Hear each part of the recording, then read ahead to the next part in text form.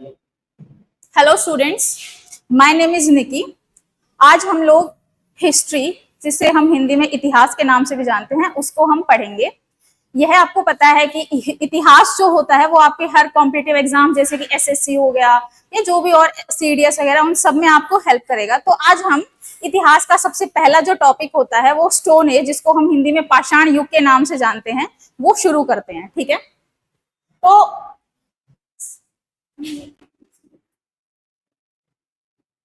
जो stone age होता है, जिसको हम पाषाण युग बोलते हैं, उसको हम 3 फेजेस में डिवाइड करते हैं।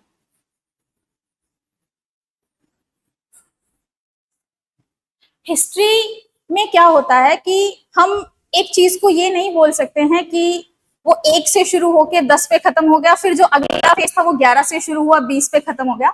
ऐसा नहीं होता है। इतिहास में क्या होता है कि चीजें इवोल्व होती हैं, इवोल्यूशन होता है उनमें। ठीक है, तो वो ग्रेजुअली धीरे धीरे करके चेंजेस होते रहते हैं और एक फेज के साथ साथ ही हमारा दूसरा फेज शुरू होता है। जैसे जैसे नए चेंजेस आते रहते हैं उसको हम नए फेज का नाम दे देते हैं। सिमिलरली जो हमारा स्टोन एज था, पाषाण युग था, इसमें हम इसको हमने 3 कालों में बांट दिया कि जिसको हम बोलते हैं पैलियोलिथिक एज, मतलब पुरा पाषाण काल, जो सबसे पुराना था, 1000 साल पहले तक का माना जाता है, पुरा पाषाण काल। उसके बाद आता है मेसोलिथिक एज, जिसको हम बोलते हैं मध्य पाषाण काल। ठीक है, मध्य पाषाण काल का जो समय था वो 10,000 बीसी से लेके 4,000 बीसी तक का था। उसके बाद हमारा आता है नियोलिथिक एज। नियोलिथिक एज को हम हिंदी में बोलते हैं नवपाषाण काल, जिसका टाइम पीरियड होता है 7,000 से लेके 1,000 बीसी तक।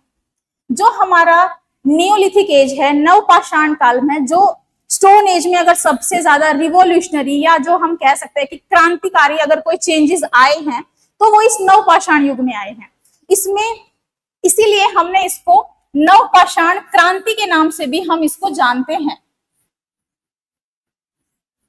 और नियोलिथिक रिवॉल्यूशन।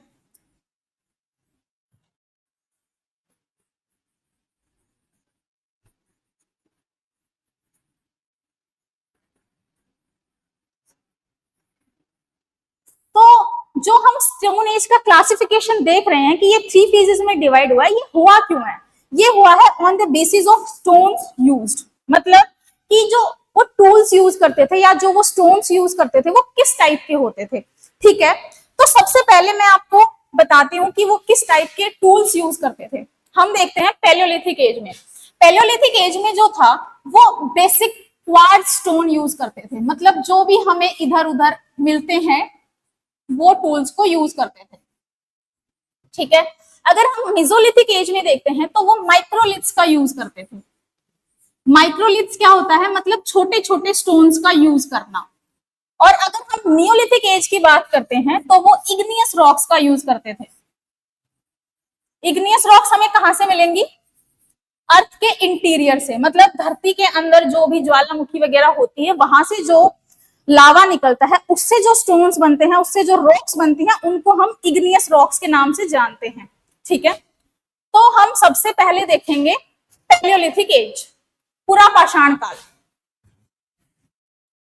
तो पुरा पाषाण काल को भी हम फर्दर 3 फेजेस में डिवाइड कर देते हैं। वो हम उसके इवोल्यूशन के बेसिस पे, वो कैसे टूल्स यूज करते थे, कैसे ह्यूमन इवोल्यूशन हुआ, इन सब के बेसिस पे उसको डिवाइड करते हैं। तो सबसे पहला जो हमारा आता है lower paleolithic age. Lower paleolithic age का जो टाइम पीरियड हमारा माना जाता है वो माना जाता है 5 लाख साल से लेके 50,000 साल पहले तक का। उसके बाद हमारा आता है middle paleolithic age. Middle paleolithic age का जो टाइम पीरियड था वो था 50,000 से लेके 40,000 बीसी तक। फिर उसके बाद जो आता है upper paleolithic age. Upper paleolithic age का जो टाइम पीरियड था वो था 40,000 से लेके 10,000 बीसी तक। ये था पैलियोलिथिक एज। लेकिन अगर हम ये देखें कि जो स्टोन एज था वो शुरू कैसे हुआ, या जो उसकी हम हिस्टोरिकल, अगर हम स्टोन एज का हिस्टोरिकल बैकग्राउंड हम देखेंगे कि कैसे स्टार्ट हुआ, वो मैं आपको बताती हूं।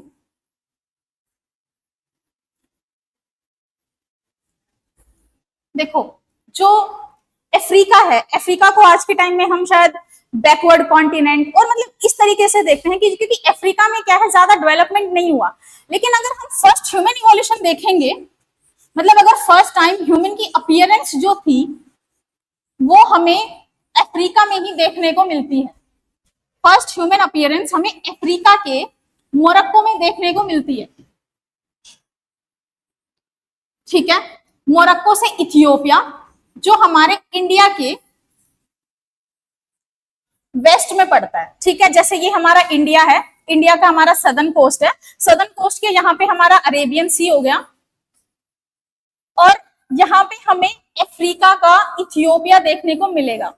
तो यहां से जो ह्यूमंस थे, आज से लगभग 10 लाख साल पहले, around 10 lakh years ago, Arabian Sea के वाया आते हैं इंडिया में, ठीक है।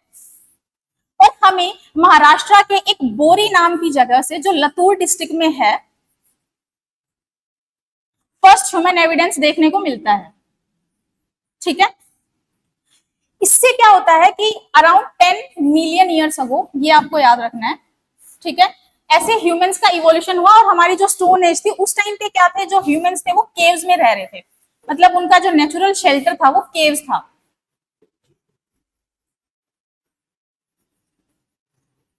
लेकिन फिर जब हम देखते हैं around 74,000 years ago, 74,000 years ago Indonesia में एक वोल्केनिक इरप्शन होता है, ठीक है। उस वोल्केनिक इरप्शन से क्या होता है, हमें पता है कि एशेज हैं, लावा है, वो सब निकलता रहता है। वो Ashes around hundreds of years तक कंटिन्यूअसली निकलता रहा था, जिसकी वजह से क्या हुआ था, जो हमारे क्लाउड्स थे वहां पे पूरा पूरा एशेज हो गया था। अब वो क्लाउड्स में एशेज होगा तो फिर वो एक टाइम के बाद अर्थ पे भी आएगा। फिर वो अर्थ पे आना शुरू हुआ तो जो केव्स के अंदर या फिर जो भी लोग रहते थे हमारे साउथ इंडिया के अंदर, वो सब उसके नीचे बरी हो गए, मतलब उस चीज के नीचे दब गए। बस जो लोग भीमबेटका केव्स में रहते थे वो लोग सरवाइव कर पाए थे, ठीक है। तो अब ह्यूमंस क्या हुआ, इंडिया के अंदर, साउथ इंडिया में तो नहीं रहा, ठीक है। तो अफ्रीका वाले लोग क्या करते हैं, 70,000 साल पहले, 70 ईयर्स अगो, वो लोग नॉर्थ वेस्ट से इंडिया में दोबारा एंट्री लेते हैं, ठीक है। नॉर्थ वेस्ट से दोबारा इंडिया में एंट्री लेते हैं और स्टोन एज फिर हमारा नॉर्थ इंडिया में भी स्टार्ट हो जाता है, ठीक है। इस तरीके से हम देखते हैं कि स्टोन एज जो था वो शुरू होता है। अब हम आते हैं पैलियोलिथिक एज के फेजेस पे, कि जो पैलियोलिथिक एज था वो लोअर पैलियोलिथिक एज था, देन मिडिल पैलियोलिथिक एज था, देन अपर पैलियोलिथिक एज था। अब हम क्या देखेंगे कि जो इवोल्यूशन था इन फेजेस के ड्यूरेशन में वो कैसे हुआ। सबसे पहले हम देखेंगे ह्यूमन इवोल्यूशन। तो जो ह्यूमन इवोल्यूशन था उसको मैं आपको फेज वाइज बता देती हूँ कि वो नियोलिथिक एज, पैलियोलिथिक एज से लेके नियोलिथिक एज तक कैसे हुआ।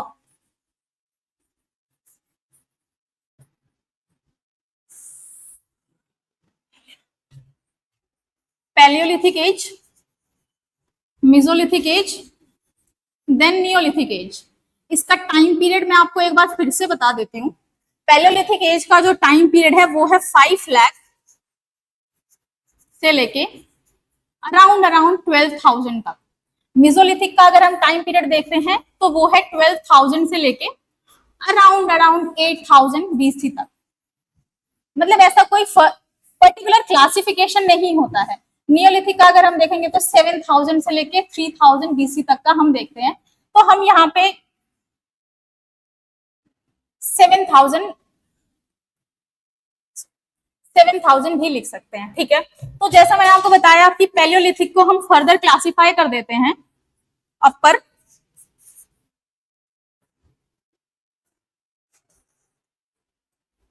Lower palaeolithic, middle palaeolithic and then upper palaeolithic. तो इसमें हम ह्यूमन इवोल्यूशन अगर देखेंगे तो ह्यूमन इवोल्यूशन में क्या होता है, लोअर पैलियोलिथिक में क्या था, हमारा होमो हैबिलिस था। होमो हैबिलिस, होमो हैबिलिस का क्या होता है, होमो हैबिलिस था वो क्वाड्रिपल था, मतलब कि वो 4 पैरों पे चलता था, ठीक है। इस टाइम पे जो ह्यूमंस थे वो ब्रेन यूज नहीं करते थे, उन्हें जो भी मिलता था वो खा लेते थे, उन्हें शेल्टर्स के लिए वो केव्स का यूज करते थे, मतलब ऐसा नहीं था कि वो अपने ब्रेन का यूज कर रहे हैं। फिर अगर हम मिडिल पैलियोथिक एज में आते हैं तो हमें होमो इरेक्टस देखने को मिलता है। इरेक्टस, जैसे हमें पता है इरेक्टस का मतलब क्या होता है, अपराइट, ठीक है। अपराइट, अपराइट का मतलब ये है कि जो होमो इरेक्टस था उसने बाइपेडल हो गया था, वो मतलब वो 2 पैरों पे चलना उसने शुरू कर दिया था, ठीक है। हम मिडिल में ही देखते हैं एक और इवोल्यूशन होता है जिसको हम बोलते हैं होमोसेपियंस। होमोसेपियंस जो था वो ब्रेन यूजिंग मैन था, मतलब कि उसने अपने दिमाग का यूज करना शुरू कर दिया था। इस टाइम पे उन्हें यह पता चल रहा था कि सोशल लाइफ क्या होती है, रिलीजियस लाइफ क्या होती है, मतलब ऐसे बोला जाता है कि आवश्यकता ही आविष्कार की जननी है। इसका मतलब यह है जैसे जैसे उन्हें चीजों की आवश्यकताएं पड़ती गई वो नई नई चीजों का आविष्कार करते गए, ठीक है। फिर अगर हम अपर पैलियोलिथिक एज में देखते हैं तो हमें होमो सेपियंस सेपियंस देखने को मिले। होमो सेपियंस सेपियंस मतलब मॉडर्न मैन, हम जो खुद एट प्रेजेंट हैं तो हम होमो सेपियंस सेपियंस हैं, मतलब कि इनसे ज्यादा ब्रेन जो यूज है वो किसी ने नहीं किया उसके बाद, ठीक है। ये मॉडर्न ह्यूमन हम बोलते हैं होमो सेपियंस सेपियंस को। और होमो सेपियंस सेपियंस फिर अपर पैलियोलिथिक एज से लेके टिल प्रेजेंट टाइम तक यही चलता आ रहा है, हम भी होमो सेपियंस सेपियंस ही हैं, ठीक है। तो ये अगर हम देखेंगे तो ये था हमारा ह्यूमन इवोल्यूशन। अब मैं आपको बताती हूं टूल्स का इवोल्यूशन कैसे हुआ।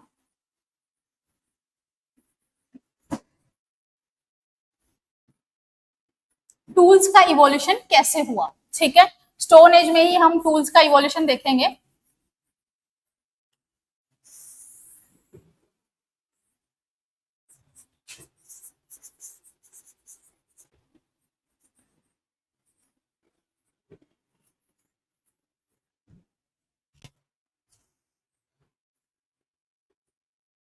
Lower, middle and upper.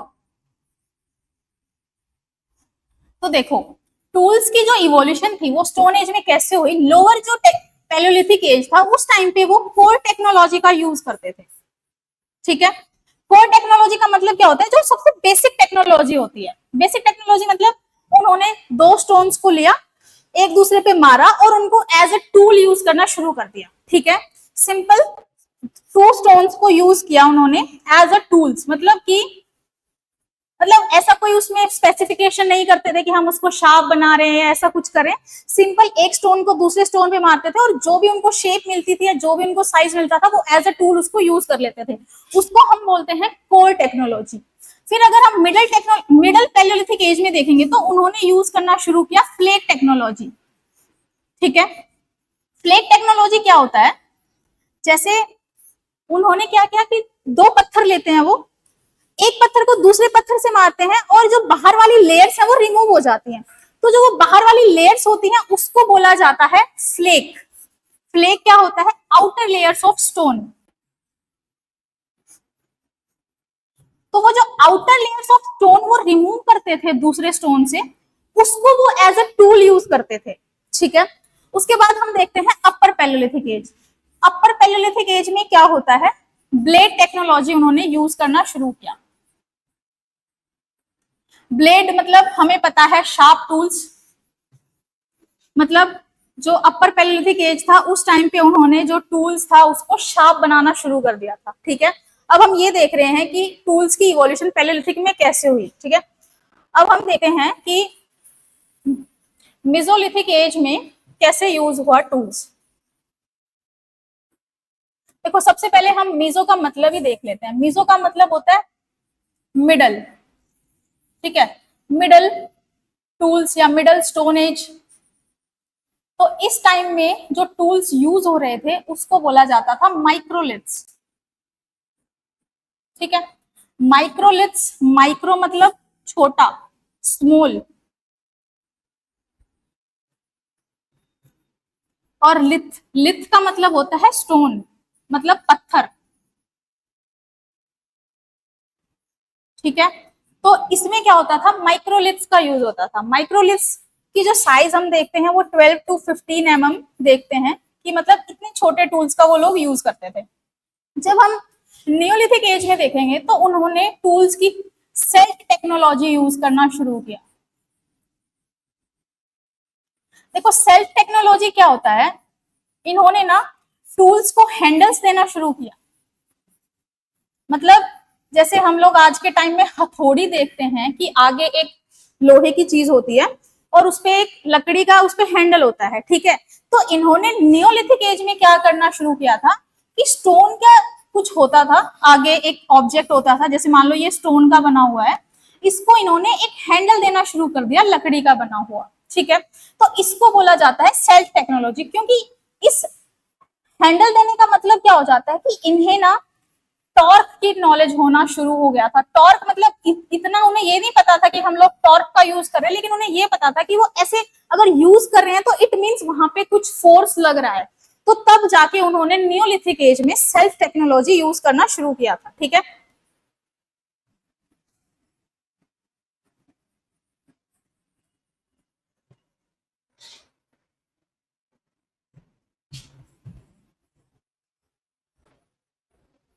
Okay,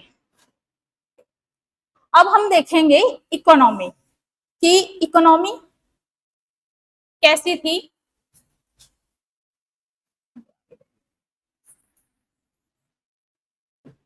economic evolution stone age में कैसे हुआ था। देखो इकोनॉमी का मतलब ये होता है कि उन्होंने अपना खान पान, उन्होंने अपने आप को कैसे मेंटेन किया, ठीक है। तो जब हम देखते हैं कि लोअर पेलोलिथिक एज में था, उनके पास मतलब कुछ ज्यादा वो नहीं था, इवोल्यूशन नहीं था, वो नॉर्मल होमो हैबिलिस की लाइफ जी रहे थे, मतलब चार पैरों पे वो थे। तो वो एक हंटिंग लाइफ जी रहे थे, हंटिंग एंड गैदरिंग की लाइफ वो लोग जी रहे थे, ठीक है। हंटिंग एंड गैदरिंग का मतलब ये है कि मान लो उन्हें पेड़ों से फ्रूट्स ले रहे हैं, वो सब्जियां ले रहे हैं, जो भी उन्हें वहां पे देखने को मिल रहा है, पत्ते हैं या जो भी हैं, वो उस चीज को खा रहे हैं, उसको इकट्ठा कर रहे हैं और उसी पे अपनी लाइफ सस्टेन किए जा रहे हैं। और ऐसा नहीं है कि वो एक जगह रहते थे, एक दिन यहाँ है, हो सकता है 10 दिन बाद वो किसी और जगह चले जाएं, मतलब वो नोमैडिक लाइफ जी रहे थे अपनी, ठीक है। इस टाइम पे ये लोग मीट कंजम्पशन नहीं करते थे, क्योंकि जो ह्यूमन अनोटमी है, जो हमारा डाइजेस्टिव सिस्टम था उस टाइम पे, वो इतना इवॉल्व नहीं था कि वो मीट कंजम्पशन को डाइजेस्ट कर पाए, ठीक है। तो हम देखते हैं कि लेकिन ये जो इनका टाइम ऐसे ही चलता रहा मिडल एज तक, मतलब मिजोलिथिक एज तक इन लोगों में कोई भी इवोल्यूशन नहीं आया रिगार्डिंग देयर इकोनॉमी और देयर लाइफस्टाइल और देयर फूड हैबिट्स, ठीक है। लेकिन हम मेसोलिथिक एज में देखते हैं कि हमें पता है मेसोलिथिक एज का टाइम पीरियड अराउंड 12,000 बीसी है। तो अराउंड 12,000 बीसी इंडिया का जो क्लाइमेट था ना वो वार्म होना शुरू होता है। मतलब जो पहले क्या था कि बहुत ज्यादा ठंडा था, आइस एज थी, लेकिन अराउंड 12,000 बीसी जो इंडिया का क्लाइमेट है, वहां पे हवाएं चलना शुरू होती है और जो ठंडा इन्वायरमेंट था वो अपने साथ ले जाती है और इंडिया के क्लाइमेट को वार्म कर देती है। अब हमें ये पता है कि अगर क्लाइमेट वार्म होगा, सुटेबल होगा, तो पॉपुलेशन बढ़ेगी, ठीक है। तो इंडिया की पॉपुलेशन ने भी इंक्रीज करना शुरू किया। अब जब पॉपुलेशन बढ़ेगी तो वो हंटिंग एंड गैदरिंग पे लॉन्ग टाइम तक सस्टेन नहीं कर सकती है, तो उन्होंने क्या करना शुरू किया, उन्होंने डोमेस्टिकेशन ऑफ एनिमल्स स्टार्ट किया। मतलब कि जानवरों को पालतू बनाना शुरू किया। अब वो जानवरों से मीट भी ले रहे थे, उनके मिल्क प्रोडक्ट्स भी ले रहे थे, जो भी था वो उनको डोमेस्टिकेशन ऑफ एनिमल स्टार्ट किया, ठीक है। ये होता है अराउंड 12,000 बीसी। अगर हम देखते हैं, फिर हम आते हैं नियोलिथिक एज में। नियोलिथिक एज में क्या, जब एक बार पॉपुलेशन बढ़ना स्टार्ट हो गया है तो पॉपुलेशन बढ़ती ही रहेगी, तो पॉपुलेशन एक्सेसिवली बढ़ जाती है, ठीक है। अब एक्सेसिवली बढ़ेगी तो डोमेस्टिकेशन ऑफ एनिमल्स उनके लिए सफिशिएंट नहीं होगा, तो इसलिए उन्होंने एग्रीकल्चर करना स्टार्ट किया।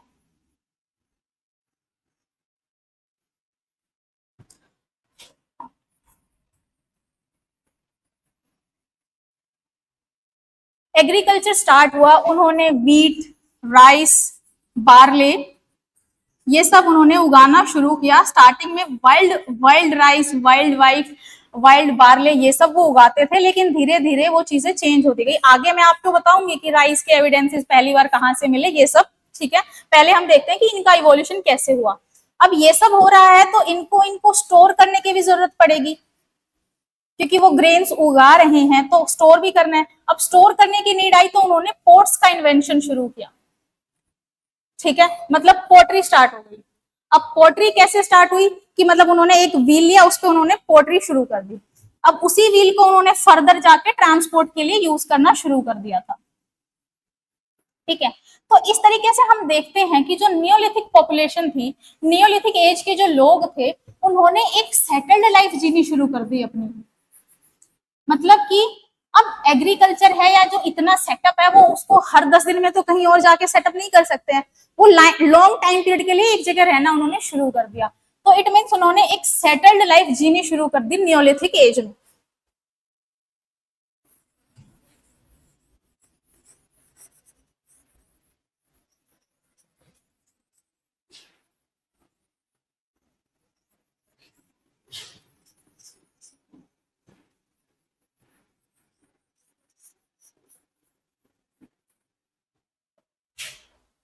ओके, देखो, हम लोगों ने ह्यूमन इवोल्यूशन देख लिया, टूल टेक्नोलॉजी देख ली, इकोनॉमी देख ली। अब हम उनका लिविंग पैटर्न और सोशल लाइफ देखते हैं कि इस ड्यूरेशन में इनका लिविंग पैटर्न और सोशल लाइफ कैसी थी। तो देखो, अगर हम लोअर पैलेथिक एज में देखते हैं तो इनकी जो सोशल लाइफ थी या लिविंग पैटर्न था वो कैसा था। सोशल लाइफ नहीं थी, क्योंकि पॉपुलेशन इतनी छोटी थी कि उनकी सोशल लाइफ कैसे हो सकती है।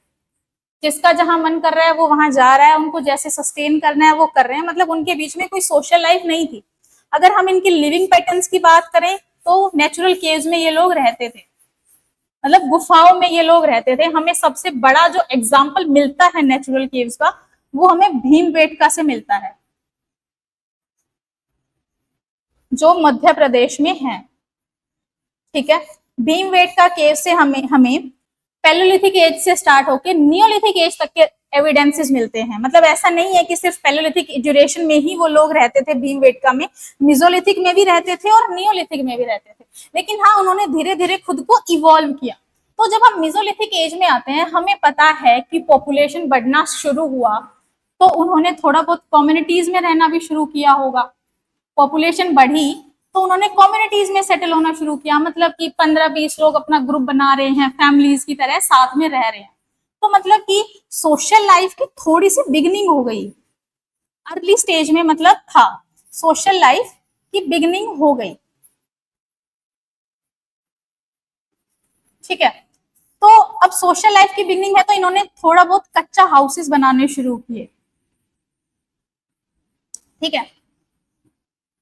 तो मिजोलिथिक एज में हम इनका सोशल लाइफ ऐसे देखते हैं। अब हम आते हैं नियोलिथिक एज में। नियोलिथिक एज में तो पॉपुलेशन और भी ज्यादा बढ़ गई थी और इन्होंने एक सेटल्ड लाइफ जीनी शुरू कर दी थी। मतलब फैमिली का कंसेप्ट तो नहीं आया था, लेकिन कम्युनिटी की तरह इन्होंने एक दूसरे के साथ रहना शुरू कर दिया था। इस टाइम पे हमें ऑलमोस्ट हर जगह कच्चे हाउसेस ही मिलते हैं, लेकिन हमें मेहरगढ़ नाम की जगह से पक्के हाउस के एविडेंसेस भी मिले हैं, जिसमें हमें बर्न्ट ब्रिक्स का यूज देखने को मिलता है। मेहरगढ़ जो सिंध रीजन में है, वहां से हमें बर्न्ट ब्रिक्स का यूज देखने को मिलता है। मतलब कि हड़प्पन सिविलाइजेशन क्या स्टार्ट हो चुका था मेहरगढ़ में, क्योंकि हमें अगर पहली बार बर्न्ट ब्रिक्स का यूज देखने को मिलता है तो वो हड़प्पन पीपल से मिलता है। तो इट मींस जो नियोलिथिक लोग थे वो इवोल्व होके अब एक सिविलाइजेशन बनाना स्टार्ट करने वाले थे, ठीक है। तो ये हमारा हो गया उनका सोशल इवोल्यूशन, ठीक है। अब हम देखते हैं कि हमने उनका इवोल्यूशन तो देख लिया सारा का सारा। अब हम देखते हैं कि जो पैलियोलिथिक एज था उस टाइम पे इंपॉर्टेंट साइट्स क्या थी, ठीक है। तो सबसे पहले जो हम देखने को वो है सोहन वैली पंजाब। देखो, आपके एग्जाम्स में डायरेक्ट साइट्स देंगे, जैसे सोन वैली पूछेंगे या फिर ये पूछेंगे कि जो सोन वैली थी वहां से हमें कौन सी स्टोन एज के एविडेंसेस मिलते हैं, पैलियोलिथिक के, मिजोलिथिक के या नियोलिथिक के, ठीक है। तो आपको ये पता होना चाहिए, क्योंकि कुछ साइट्स ऐसी हैं जो सिर्फ एक पर्टिकुलर फेज के टाइम पे ही मिली थी और बाद में वहां पे उस चीज के एविडेंसेस नहीं मिलते हैं। जैसे कि जो सोहन वैली है, वहां पे हमें पंजाब में वहां पे हमें पैलियोलिथिक एज के एविडेंसेस मिलते हैं, लेकिन वहां पे हमें नियोलिथिक जो रिवॉल्यूशन हुआ था उसके एविडेंसेस नहीं मिले थे, ठीक है। सिमिलरली बेलन वैली है जो यूपी की, वहां पे हमें पैलियोलिथिक एज के एविडेंसेस मिलते हैं, वहां पे हमें मेसोलिथिक एज के एविडेंसेस मिलते हैं, वहां पे हमें नियोलिथिक एज के एविडेंसेस मिलते हैं। ये साइट ऐसी है कि आपको तीनों फेजेस में देखने को मिलेगी।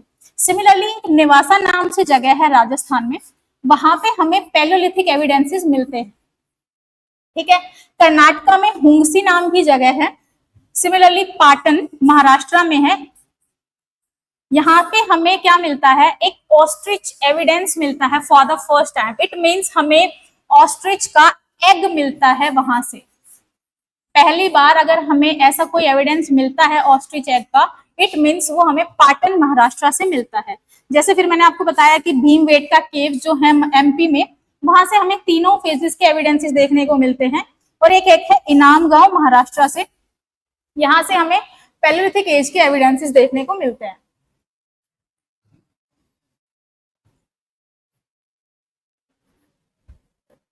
अब हम देखते हैं मेसोलिथिक एज। देखो मेसोलिथिक एज का मीनिंग तो मैं आपको बता चुकी हूँ। मेसो मीन्स मिडल, मतलब मध्य। लिथिक मीन्स स्टोन, पाषाण। इट मीन्स हम इसको मध्य पाषाण युग भी बोलते हैं, ठीक है। ये पैलियोलिथिक एज और नियोलिथिक एज, इन दोनों के बीच में एक ट्रांजिशनल फेज था। मतलब कि जो पैलियोलिथिक एज में जो चेंजेस आ रहे थे और नियोलिथिक रिवॉल्यूशन से पहले जो माइनर चेंजेस आ रहे थे, उस फेज को हमने बोल दिया मेसोलिथिक एज, ठीक है। तो ये एक ट्रांजिशनल फेज था बिटवीन दीज टू, ठीक है। हमें जो इसकी मेसोलिथिक है, इनकी साइट्स बहुत इंपॉर्टेंट हैं। हर फेज की जो 4-5 साइट्स हैं, हर फेज की जो उनकी यूनिक साइट्स हैं, वो हमें लर्न करनी पड़ेंगी, ठीक है। तो जैसे हम मेसोलिथिक एज की साइट देखेंगे, आदमगढ़ मध्य प्रदेश में है। उसके बाद लंगनाज है गुजरात में। उसके बाद बागोर है राजस्थान में। बीरभानपुर है वेस्ट बंगाल में। और चौपानी मांडो है यूपी में। ये पांचों साइट्स आपको याद करनी पड़ेंगी कि आदमगढ़ जो है वो कहाँ पे है। लंगनाज गुजरात में है, देन बागोर राजस्थान में है, बीरभानपुर वेस्ट बंगाल में है और चौपानी मांडो जो है वो यूपी में है। ये पांचों जो है वो मेसोलिथिक एज की इंपॉर्टेंट साइट्स हैं। अब हम नियोलिथिक एज के यूनिक कैरेक्टरिस्टिक्स देखते हैं। देखो, जो नियोलिथिक एज था उसको नियोलिथिक रिवॉल्यूशन के नाम से भी जाना जाता है। मैंने आपको बताया था कि नवपाषाण युग की क्रांति,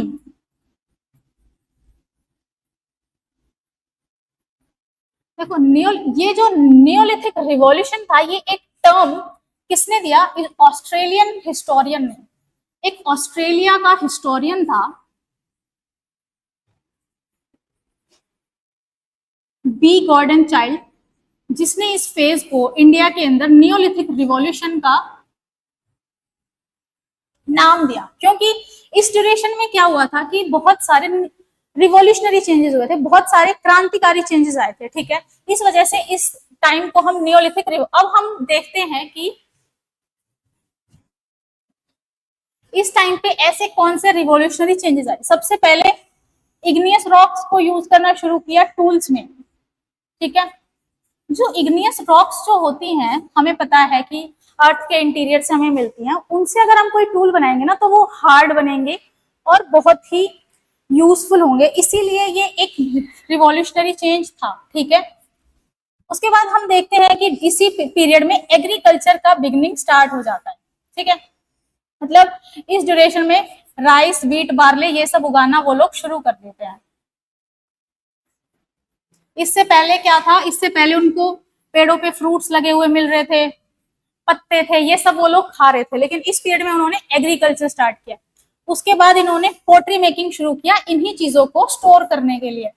ठीक है, पोट्री कैसे स्टार्ट हुआ? इन्वेंशन ऑफ व्हील के बाद, मतलब एक व्हील का इन्वेंशन हुआ, उस व्हील के ऊपर इन्होंने मिट्टी लेके इन्होंने पोट्स को बनाना शुरू किया। ठीक है, और इसी व्हील को इन्होंने बाद में एज अ व्हीकल में यूज किया, एज अ व्हील यूज किया ट्रांसपोर्ट सिस्टम में। मतलब इन्होंने एक व्हील के इन्वेंशन से अपने दो काम किए, मतलब इन्होंने ट्रांसपोर्टेशन सिस्टम भी अपना डेवलप कर लिया और इन्होंने पॉटरी भी कर दिया, जिससे वो अपने ग्रेन्स को स्टोर कर सकते थे लॉन्ग टाइम के लिए। ठीक है, फिर हमें पता चलता है कि इन्होंने सेल टेक्नोलॉजी की इन्हें नॉलेज हो गई थी, मतलब इन्होंने टूल्स को हैंडल देना शुरू किया था। फिर हम देखते हैं कि इन्होंने एक सेडेंट्री लाइफस्टाइल जीना शुरू किया था, मतलब कि एक सेटल्ड लाइफ इन्होंने जीना शुरू कर दिया था।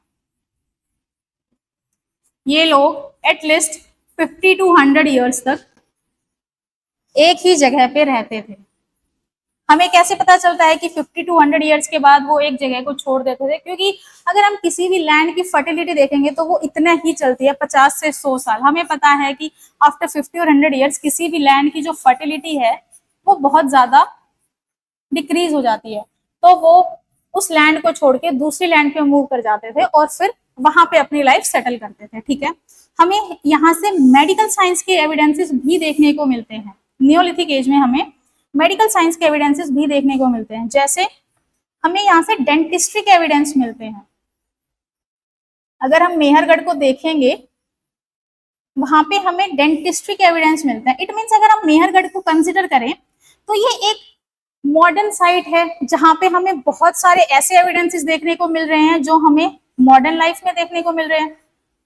ठीक है, जैसे हमें मेहरगढ़ से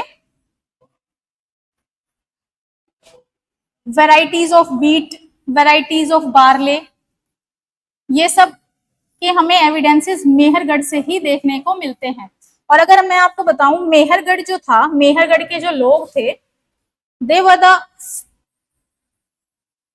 first in world to cultivate cotton.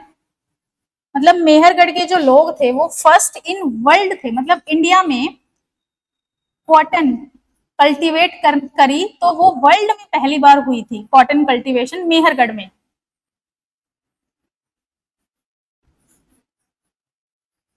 ठीक है, उसके बाद हमें नियोलिथिक एज में रिलीजियस लाइफ के एविडेंसेस भी देखने को मिलते हैं। रिलीजियस लाइफ का मतलब ये नहीं है कि उन्होंने पोर्ट्स वो बना के, मूर्तियां बना के उन्होंने पूजा करना शुरू किया था, लेकिन उनका ये था कि वो हाँ एक नेचुरल फोर्सेस को मानने लग गए थे और उन्होंने जो डेड बॉडीज थी उनको बरी करना शुरू किया था। जैसे हमें बरजाहोम,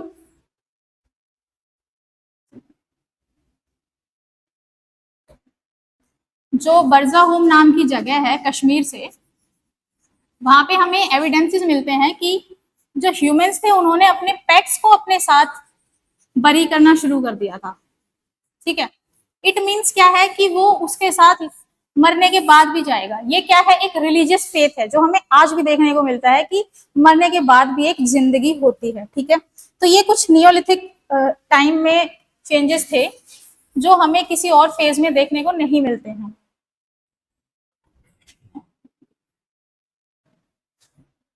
अब हम नियोलिथिक एज की कुछ इंपॉर्टेंट साइट्स देख लेते हैं, जैसे मेहरगढ़, बोलन वैली। ठीक है, ये सिंध रीजन में है। इसकी मैंने बहुत सारे आपको यूनिक कैरेक्टरिस्टिक्स बता दिए जो भी हमें मेहरगढ़ से यूनिक एविडेंसेस देखने को मिलते हैं, जैसे मेडिकल साइंस के हो गए, डेंटिस्ट्री के हो गए, देन कॉटन कल्टीवेशन हो गया, व्हीट बार्ले हो गया, ये सब हमें मेहरगढ़ से देखने को मिलते हैं। ठीक है, और आपको एक चीज जो कंफ्यूज कर सकती है वो ये है, एक बोलन वैली होती है और एक बेलन वैली है। May be it is not written here, Belan valley. Belan valley जो है वो यूपी में है। ठीक है, इलाहाबाद रीजन में। और जो बोलन वैली है वो हमें सिंध रीजन में देखने को मिलती है। ठीक है, कश्मीर की कुछ साइट्स जो आपको याद करनी है वो बरजाहोम, ये बहुत इंपॉर्टेंट है। क्योंकि यहाँ से हमें पिट ड्वेलिंग्स के एविडेंसेस मिले थे। पिट ड्वेलिंग्स क्या होता है कि वो लोग धरती में गड्ढे बना के वहां पे वो लोग रहते थे, जिसको पिट ड्वेलिंग्स बोला जाता था। ठीक है, तो ये साइट बहुत इंपॉर्टेंट है, ये डायरेक्ट क्वेश्चन बहुत बार आता है। उसके बाद गुफ्त्राल है, वो भी कश्मीर में ही है, इसको केव ऑफ पोटर्स बोला जाता है। केव ऑफ पोटर्स का मतलब होगा यहाँ पे हमें पोट्री के एविडेंसेस बहुत ज्यादा देखने को मिलते हैं। अगर हम कर्नाटका को देखें तो कर्नाटका में इंपॉर्टेंट साइट्स हैं हलूर, ब्रह्मगिरी, मास्की, पिकलीहल। यहाँ से हमें नियोलिथिक एविडेंसेस बहुत सारे देखने को मिलते हैं। तेलंगाना उतनूर, मतलब साउथ इंडिया की अगर कोई अर्लीस्ट साइट है तो वो उतनूर है। ठीक है, उसके बाद ये बेलन वैली है, देखो बेलन वैली है, यहाँ की साइट्स हैं जैसे महागरा हो गया, फोल्डी हवा हो गया। बेलन वैली से हमें अर्लीस्ट राइस एविडेंस मिले थे, और जो राइस था वो first crop to be cultivated by humans भी था।